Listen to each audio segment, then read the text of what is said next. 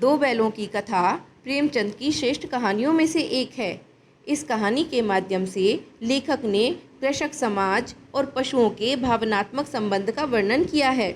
इसके हीरा और मोती नामक दो बैल सीधे साधे भारतीयों के प्रतीक हैं। वे आज़ादी के लिए बार बार संघर्ष करते हैं और अंत में उसे पा ही लेते हैं। इस तरह अप्रत्यक्ष रूप से यह कहानी आज़ादी के आंदोलन की भावना से भी जुड़ी है।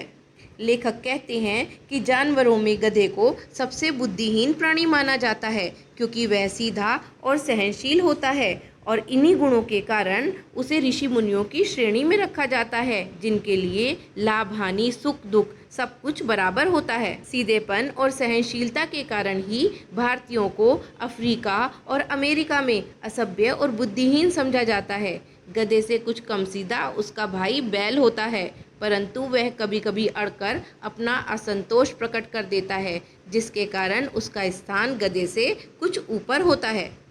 झूरी नामक किसान के दो बलवान बैल हीरा और मोती थे। दोनों बैलों में पक्की मित्रता थी और वो लगभग सारे काम मिलकर करते थे। दोनों बैलों को आपस में बहुत विश्वास था। आवाज़ न करके भी केवल इशारों से ही एक दूसरे की बातें समझ जाते थे। एक बार झूरी का साला गया बैलों को अपने घर ले गया। बैलों को लगा कि झूरी ने उन्हें बेच दिया है।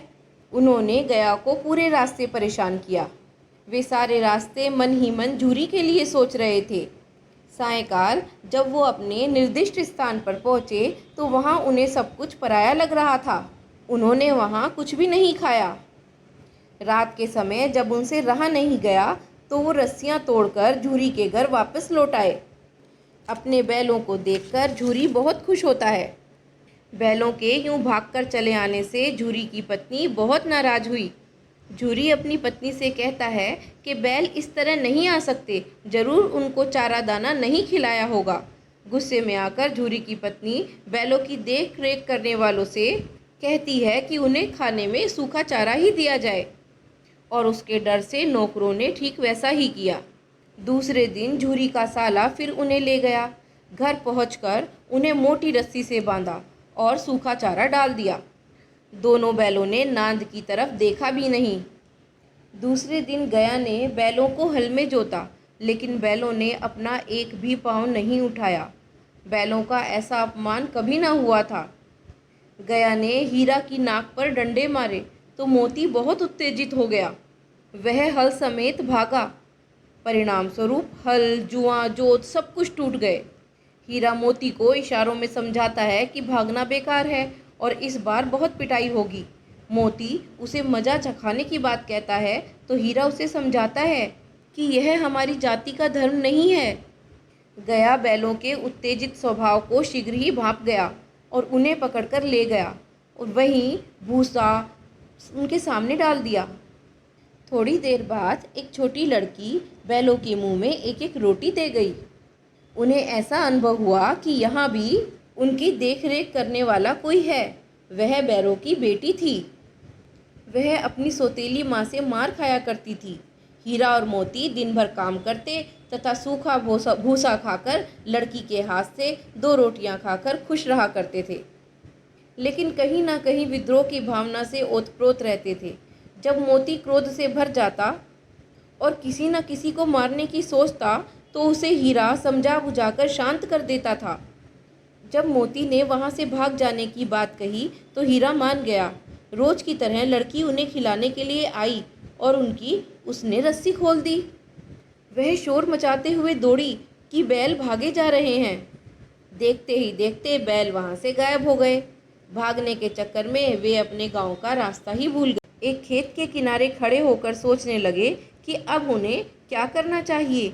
वे इतने भूखे थे कि पास के खेत में मटर चरने लगे और जब उनका पेट भर गया तो वे मस्ती में खेलने लगे। लेखक ने बताया कि जब वे मस्ती कर रहे थे तब एक सांड उनकी ओर आता दिखाई दिया। बैलों ने सोचा कि अब तो वे दोनों ओर से फंस गए हैं। यदि वे वहाँ से भागते हैं तो कायर कहलाएंगे, और दोनों बैलों ने परिस्थिति का सामना करने का निश्चय किया। उन्होंने सांड को घेर कर मारने की योजना बनाई। हीरा ने आगे से वार किया और मोती ने पीछे से। सांड जख्मी हो गया और वहाँ से भाग खड़ा हुआ। भागते हुए सांड ने अपना संतुलन खो दिया और वह धम्म से नीचे गिर पड़ा। मोती सांड को फिर से मारने के लिए आगे दौड़ा, किंतु हीरा ने उसे रोक दिया और कहा कि गिरे हुए शत्रु पर वार नहीं करना चाहिए। थोड़ी देर बाद उन्हें फिर से घर पहुंचने की चिंता होने लगी। मोती ने कहा कुछ खाकर सोचते हैं, और वह फिर से मटर के खेत में घुस गया। हीरा ने उसे मना भी किया, परंतु वह नहीं माना। तभी दो आदमी लाठी लेकर हीरा और मोती को घेर लेते हैं। पानी के कारण मोती के खुर कीचड़ में धंसने लगे। वह वहाँ से भाग नहीं सका। हीरा ने देखा कि मोती फंस गया है, तो वह भी वहीं आ गया। दोनों बैलों को मवेशी खाने में बंद कर दिया गया। उन्हें 7 दिनों तक भूखा रखा गया। सारे दिन में केवल एक बार पानी दिया जाता था। वे बहुत कमज़ोर हो गए। अंत में उन्हें एक दिन बेच दिया गया। उनका खरीदार एक भयानक सूरत और दड़ियल व्यक्ति था। उस डरावने आदमी को देखकर हीरा और मोती ईश्वर को याद करने लगे। उन्हें ईश्वर पर पूरा भरोसा था। जबकि दोनों बैलों की उस दड़ियल के भय से कुछ करने की हिम्मत नहीं थी, फिर भी वे दोनों वहाँ से भाग गए। भागते भागते वे जिस जगह पर पहुँचे, उन्हें लगा वे वहाँ पहले भी आ चुके हैं। जाने पहचाने रास्ते को देखकर उनकी थकान मिट गई और उनकी चाल पहले से अधिक तेज हो गई। अपने गांव पहुंचकर जल्द ही वे दोनों अपने बांधने के स्थान पर खड़े हो गए। अपने प्रिय बैलों को देखकर झूरी की आंखों से आंसू निकल आए। पीछे से वो दड़ियल आदमी आकर हीरा और मोती की रस्सी पकड़ लेता है। झूरी ने बहुत विरोध किया, लेकिन वह नहीं माना। जब उसने दोनों बैलों को जबरदस्ती ले जाने की कोशिश की, तो मोती ने उसे सींग मारा और उसका पीछा किया। मोती के डर से वह गांव से बाहर भागा। उसने गालियां देनी शुरू कर दी और पत्थर भी फेंके।